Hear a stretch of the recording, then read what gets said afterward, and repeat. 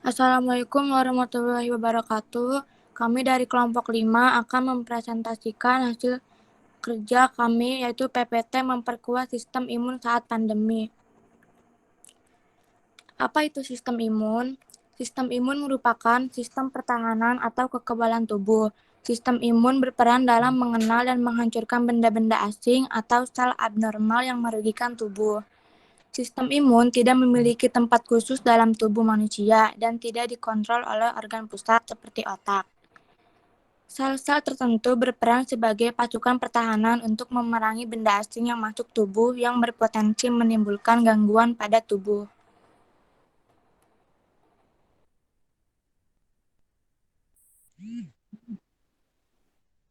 Mengapa kita harus menjaga sistem imun? Daya tahan tubuh atau sistem imun yang baik dapat melindungi kita sejak pertama kali kuman penyebab penyakit masuk ke dalam tubuh. Oleh karena itu, memiliki daya tahan tubuh yang kuat sangat penting untuk mencegah kita jatuh sakit, terutama di masa mewabahnya virus corona seperti sekarang.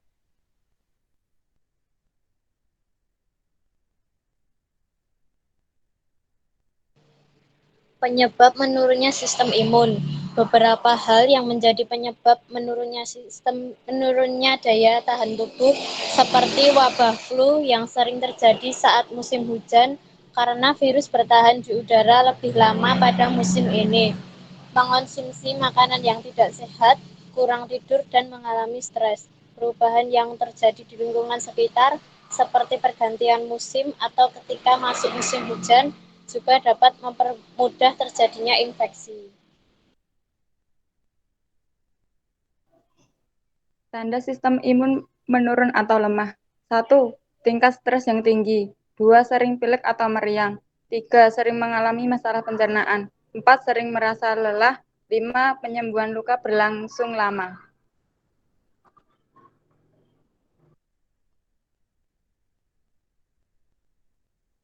Cara menjaga sistem imun. Yang pertama, mengonsumsi makanan bergizi. Yang kedua, berolahraga dengan rutin. Yang ketiga, mengelola stres dengan baik. Yang keempat, istirahat yang cukup. Dan yang kelima, mengonsumsi suplemen penunjang daya tahan tubuh.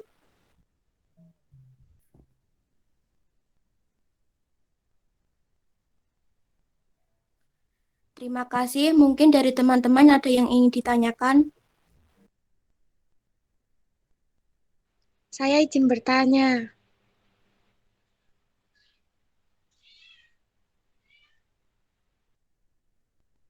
Iya, silahkan Fani. Sebentar. Mengapa kekuatan imun setiap orang itu berbeda-beda? Apa yang bisa menyebabkan hal itu terjadi?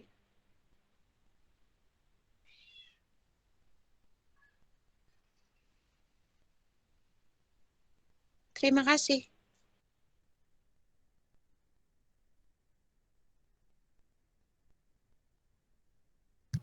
Saya akan menjawab pertanyaan dari Fani. Mengapa kekuatan imun setiap orang itu berbeda-beda? Apa yang bisa menyebabkan hal itu? Karena riwayat keluarga dan lingkungan dari daerah perumahan bertanggung jawab atas perbedaan antara sistem kekebalan tubuh individu.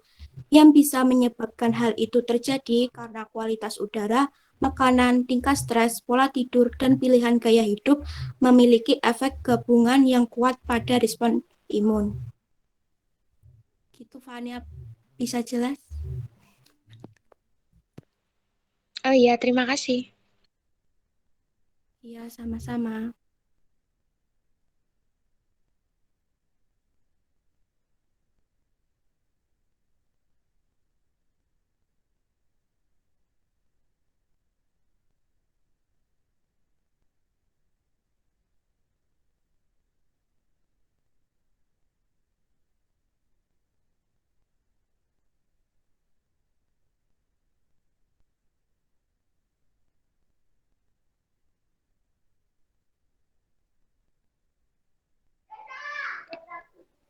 Izin menjawab pertanyaan dari Eli Irmawatu. Stres pada seseorang akan otomatis mengubah cara kerja imun. Stres juga bisa menurunkan daya tahan tubuh terhadap seorang penyakit berupa menurunnya sel-sel yang bertugas untuk melawan penyakit dan sulit sembuh. Apakah bisa dipahami? Eli Irmawati.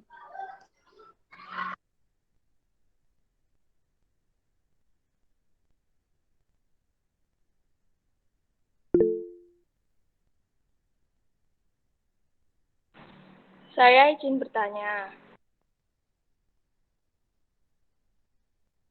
Iya, silahkan Elga. Tolong jelaskan bagaimana cara kerja sistem imun tubuh pada manusia.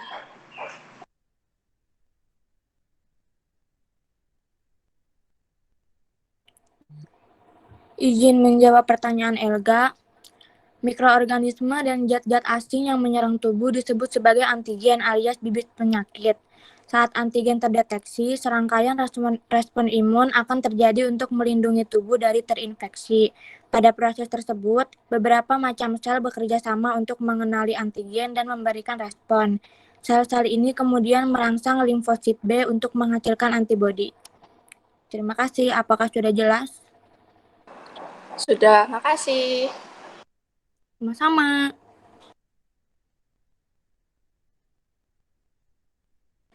Sekian presentasi dari kelompok 5. Kurang lebihnya mohon maaf. Wassalamualaikum warahmatullahi wabarakatuh.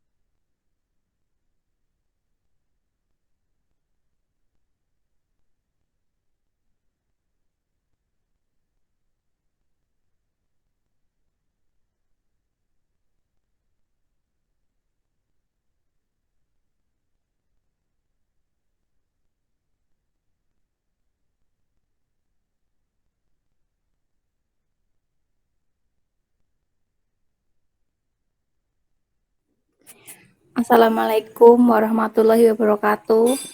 Kami dari kelompok 6 akan mempresentasikan materi tentang kesehatan mental. Presentasi akan dimulai dari anggota kelompok kami, Cantika. Silahkan.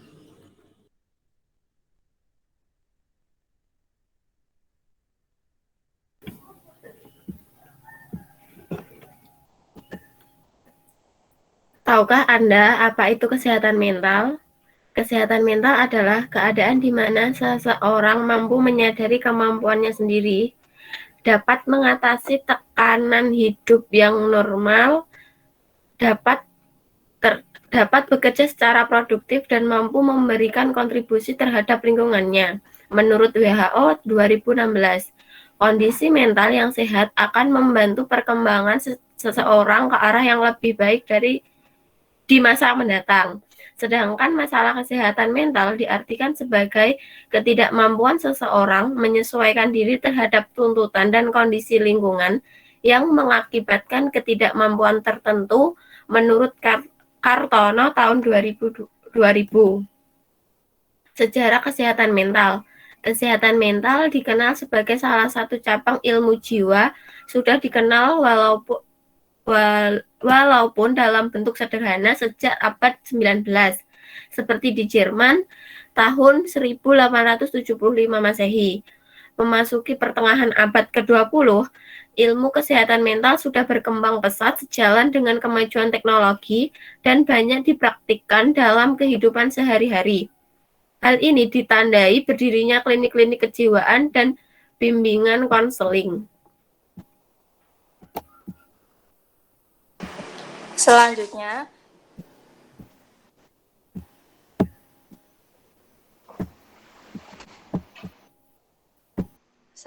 adalah ciri-ciri individu sehat. 1. Mampu menilai diri sendiri secara realistik. 2. Mampu menilai situasi secara realistik. 3. Mampu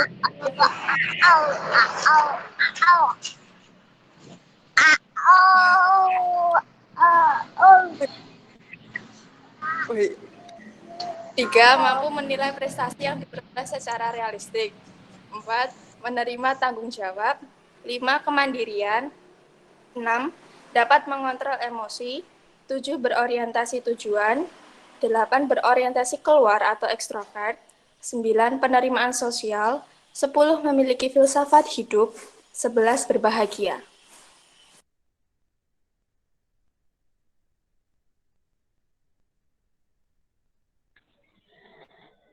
Ciri-ciri individu yang tidak sehat. 1. Mudah marah atau tersinggung. 2. Menunjukkan kekhawatiran dan kecemasan. 3. Sering merasa tertekan atau stres, depresi. 4. Bersikap kejam atau senang mengganggu orang lain yang usianya lebih muda atau terhadap binatang. 5. Ketidakmampuan untuk menghindar dari perilaku menyimpang meskipun sudah diperingati atau dihukum. 6. Kebiasaan berbohong. 7. Hiperaktif. 8. Bersikap memusuhi semua bentuk otoritas. 9.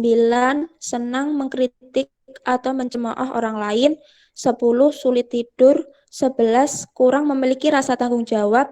12. Sering mengalami pusing kepala meskipun penyebabnya bukan faktor yang bersifat organis. 13. Kurang memiliki kesadaran untuk mentaati ajaran agama. 14. Pesimis dalam menghadapi kehidupan. 15. Kurang bergairah atau bermuram durja dalam menjalani kehidupan.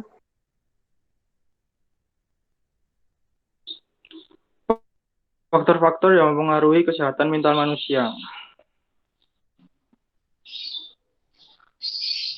Menurut derajat faktor internal, kepribadian, kondisi fisik, perkembangan dan kematangan, kondisi fisiologi, sikap menghadapi problema hidup, kebermaknaan hidup, dan keseimbangan dalam berpikir. Yang B, faktor eksternal, yaitu keadaan sosial, ekonomi, politik, adat kebiasaan, dan lingkungan.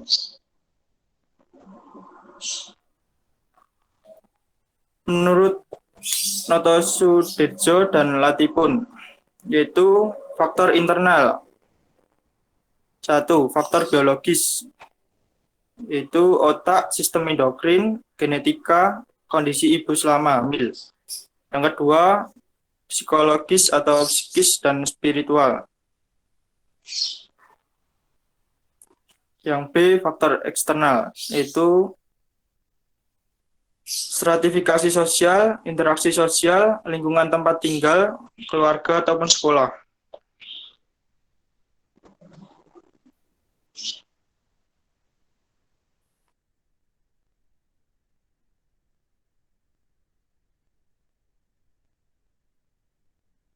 Dampak COVID-19 terhadap kesehatan mental manusia. Next.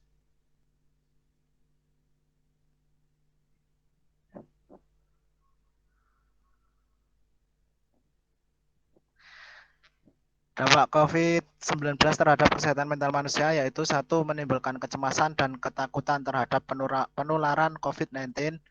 2. Takut jatuh sakit dan meninggal. 3. Takut tidak terpenuhinya kebutuhan hidup keluarganya akibat isolasi. 4. Takut diasingkan masyarakat karena dikaitkan dengan penyakit. Yang kelima, takut kehilangan anggota keluarga dan atau orang yang dicintai. 6. Takut karena terpisah dari keluarga dan atau orang yang dicintai. 7. Kecemasan dan ketakutan yang berlebihan akan menyebabkan depresi dan dapat menurunkan imun tubuh sehingga lebih mudah terjangkit COVID-19. 8. Merasa tidak berdaya, bosan, kesepian, dan depresi selama masa isolasi.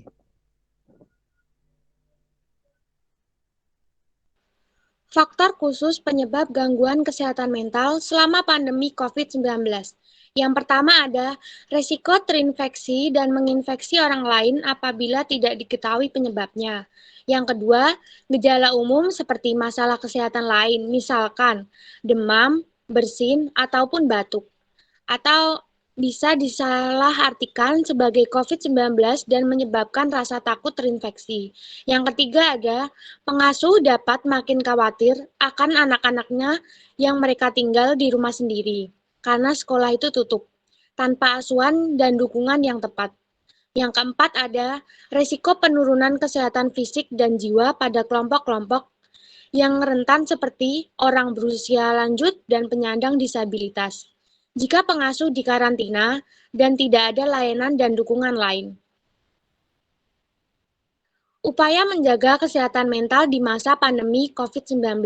Yang pertama, kita dapat melakukan aktivitas fisik. Dengan melakukan aktivitas fisik, tubuh Anda akan memproduksi hormon endorfin yang dapat meredakan stres, mengurangi rasa khawatir, dan memperbaiki mood.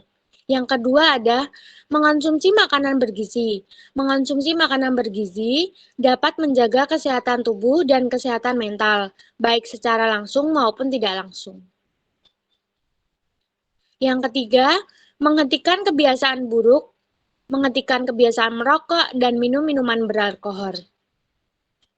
Yang keempat, membuat rutinitas sendiri, di mana disarankan untuk melakukan aktivitas dan hobi yang disukai, dengan tujuan untuk menghilangkan rasa jenuh. Yang kelima, bijak dalam menerima informasi, sehingga dapat mengurangi rasa cemas akibat informasi yang tidak jelas sumbernya. Yang keenam, yang terakhir, menjaga komunikasi dengan keluarga dan atau orang yang dicintai, sehingga dapat mengurangi rasa khawatir dan cemas yang melanda.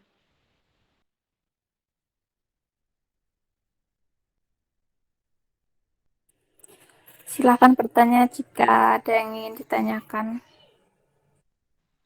Saya izin bertanya,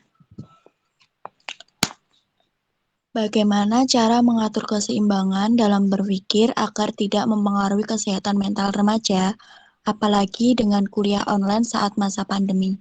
Terima kasih. Izin menjawab. Untuk menjaga kesehatan mental atau keseimbangan mental, kita bisa melakukan hobi yang kita suka, atau seperti badminton atau dan sejenisnya. Dan kita harus bisa memanage waktu ya, antara tugas sekolah dan tugas pribadi atau tugas rumah. Dan kita harus menjaga kesehatan tubuh, meminum vitamin atau sejenisnya. Bagaimana, Mbak Ya, Laila? terima kasih. Sudah cukup, terima kasih. Oke. Oke.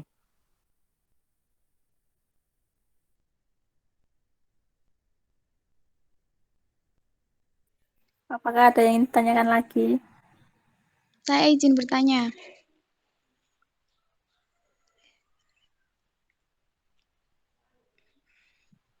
Apakah ada penyebab khusus yang membuat kesehatan mental seseorang menjadi sangat drop hingga mengakibatkan kehilangan nyawa? Terima kasih.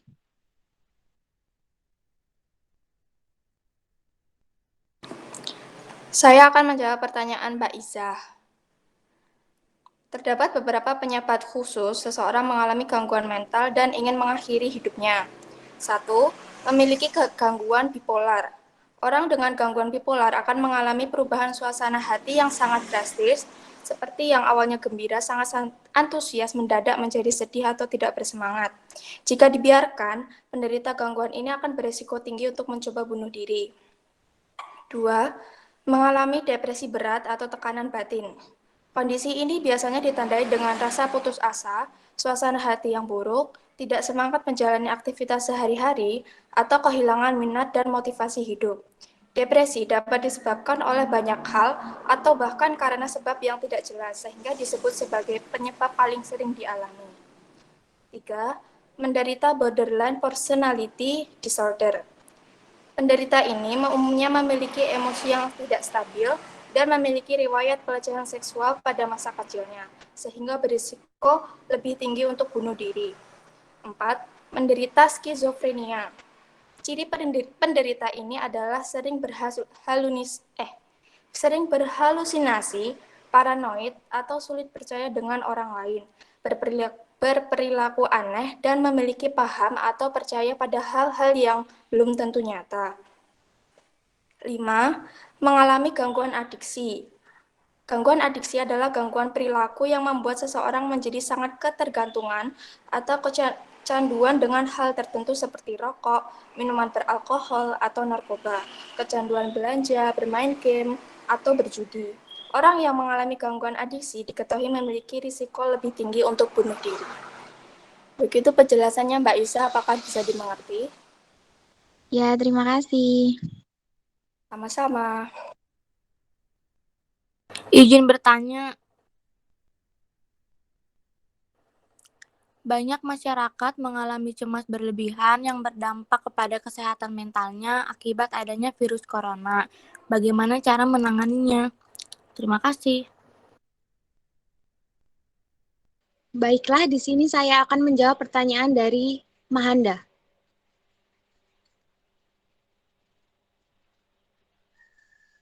Cara terhindar dari stres. Yang paling utama adalah kita harus tetap selalu berpikiran positif. Berpikiran positif adalah kunci terhindar dari stres pada saat pandemi. Ya, di saat pandemi pasti sangat sering kita berpikiran yang aneh-aneh, seperti takut tertular COVID dan banyak hal. Nah, contoh kegiatan antara lain dengan melakukan kegiatan positif bersama keluarga di rumah, tetap mengikuti anjuran dari pemerintah, menjaga imunitas tubuh, tetap menjalin komunikasi dengan rekan atau keluarga jauh melalui aplikasi seperti WhatsApp dan lain-lainnya. Dan yang penting selalu berpikiran positif. Izin menambahkan dari jawabannya Fani. Jika kita terlalu memikirkan hal yang negatif di masa pandemi ini, malah secara tidak langsung akan memperburuk keadaan kita, yaitu kesehatan mental kita. Jadi tetap berpikiran yang positif, jangan terlalu berpikiran negatif, dan cari kegiatan yang lebih positif lagi. Karena di dalam suatu peristiwa pasti akan ada hikmahnya.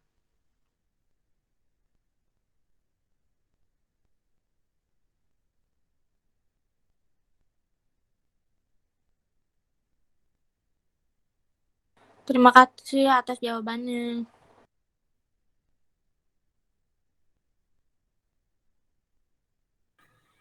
Sekian presentasi dari kelompok kami atas perhatiannya. Saya ucapkan terima kasih. Assalamualaikum warahmatullahi wabarakatuh. Bolehlah teman-teman. Waalaikumsalam warahmatullahi wabarakatuh. Waalaikumsalam warahmatullahi wabarakatuh. Warahmatullahi wabarakatuh.